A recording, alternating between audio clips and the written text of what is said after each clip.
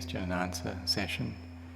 And so while listening to this, you can bring your mind into a state of samadhi.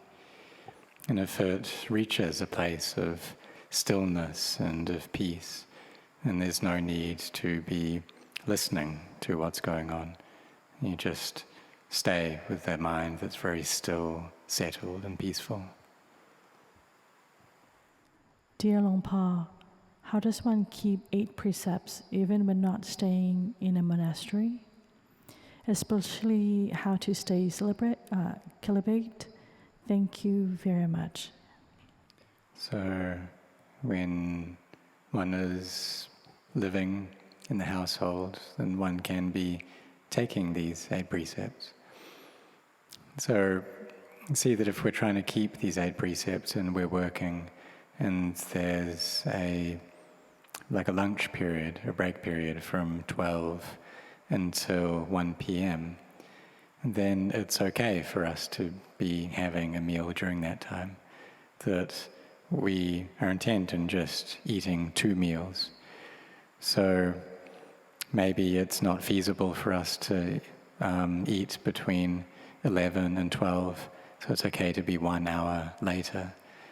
But we don't need to kind of claim that we're keeping the 8 precepts, but that we're just having those first 2 meals.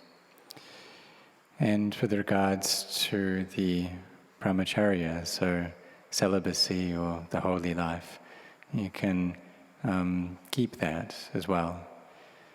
And so for those who kind of have a family and they also have these kind of desires, pleasures that they wish to follow, then they can keep the brahmacharya with regards to one who has a family.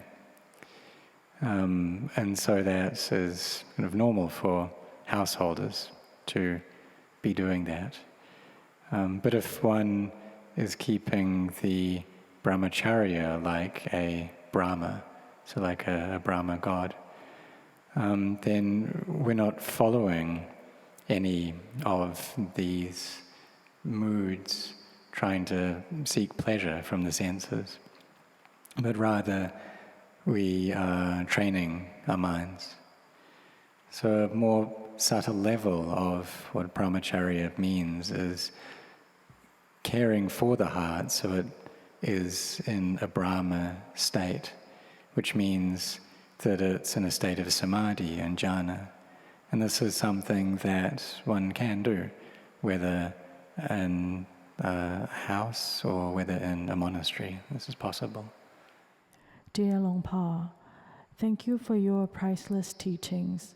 My question is regarding the practice of generosity and the merit it generates. I understand that much of the value of generosity is in my intention and in the impact it has on the mind. However, if I make an offering where the intended recipient does not receive it directly or know about it, how does it affect the meritorious value of my gift? With gratitude, Beata. So Paul gives his anumodana, rejoices in the goodness that you've seen the benefit and the value of practicing, of cultivating your mind and studying the Dhamma. And also that you have this kindness of heart to be thinking about spreading metta and sharing the merits that you have created. And so spreading this to all beings and spreading to the devas as well, celestial beings, that they can rejoice in this merit as well. And then by rejoicing, they also receive merit themselves. And so with giving offerings and spreading that merit, there are 2 kinds. So for the people, like our family members, our parents, relatives, friends who have passed away already, then when we do these meritorious deeds, then we can ask for those to reach them. And if they're not able to be kind of aware of that themselves, then we can ask for the devas to let them know about it. But if they are still humans, then we can have the kindness of heart to tell them about what we've done and tell them about the happiness that we've gotten from these meritorious deeds and wish for them to have the same happiness that we have. But we are the ones who kind of receive and feel that happiness first, because we are the ones who have created these meritorious deeds. And when we spread this merit, then other people are aware of that, they rejoice in it, and then they're able to receive merit as well. Every time I start a serious meditation retreat, I get sick. Last night, I also suddenly got sick, and today I had to lay down and could not practice walking or sitting meditation. It is causing me a lot of frustration and also for my family. Should I stop practicing for a while or keep fighting it? So you can see how if you're just living your life normally, that maybe this doesn't come up for you. And so when practicing, there's no need to be too sincere, to kind of be too enthusiastic about it, put too much effort in, until it gets to a point where the body, you're feeling very exhausted, tired, stressed, that's not right.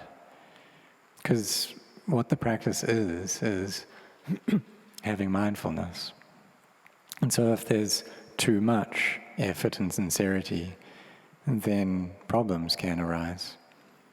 And so just do it in a natural way. It's just something very common, something normal. There's no need to be too intent. And so you develop mindfulness in a way that's just natural and normal, having a knowing here in the present moment. And you can tell yourself that I'm not practicing in a really strict or sincere way. That's not what I'm doing. I'm just being mindful, that's all. I'm just knowing, and that's enough already. And standing, I know that I'm standing. Sitting, walking, that I know that. Wherever the mind goes off to think, then I know that. And I don't need to be too forceful about it. Because if one is, then it can be quite dangerous. If there's too much intent, then sickness can arise. And so it could also be with regards to the sankharas, conditioned phenomena, this conditioned body. There may also be some karma there as well. And so we call this mara. That if one's trying to do good things, do meritorious things, be generous, be meditating, and then there can be this mara that obstructs that. And the sankharas, these conditioned phenomena, they are a kind of mara as well. And so therefore, just get things in a balanced way where everything is just right. When you're sitting in meditation, you can be reciting Buddho, Dhammo, Sangho, and just do this in a way that's at ease and relaxed.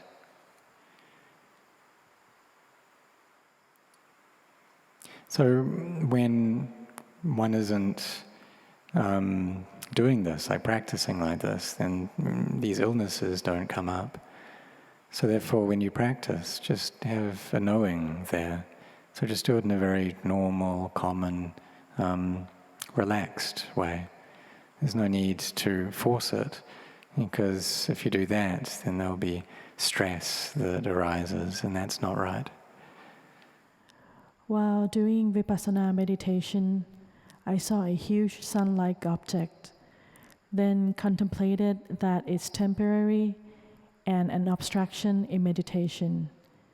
As soon as I contemplated this, Suddenly I felt a rapture in my body, and a sense of deep respect, gratitude towards Buddha arose. Then again, I contemplated that it's an abstraction and impermanent. Thereafter, I saw small dots, maybe an inch or more, apart from each other. I was unsure of what all this experience was, so I immediately stopped my meditation. I wanted to ask, what was this exactly? Regards.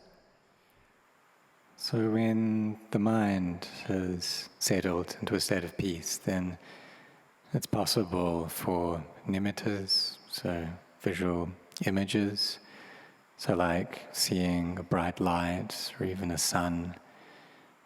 So this is upasa, so this like a bright orb. And these things can appear.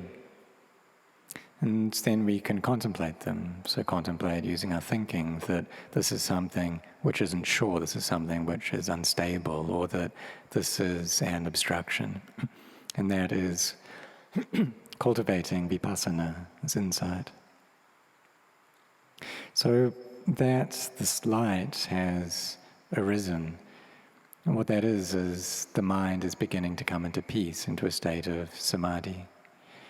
And that there's this knowing of its inconstancy, its instability, and a joy arising from that. This is the arising of wisdom.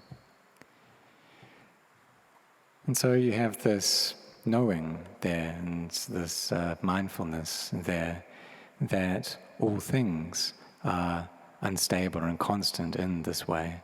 These lights come up, and these are not sure things. And then from that, there can be kind of a deep resonance and respect, faith towards the Buddha and the Dhamma, the teachings of the Buddha. And so seeing these small dots appear, you tell yourself, just like you had with the previous image, that this is something which is unstable, it's not sure. So whether these lights appear and they're very large or whether they're very small, they're not sure, just the same, and tell yourself that. And it's just normal for a mind which is peaceful for these nimittas to arise. There can be lights coming up, they may be big, they may be small, but just tell your mind that these are unstable things. And then when the mind comes into more peace and stillness, then there will be wisdom that comes up.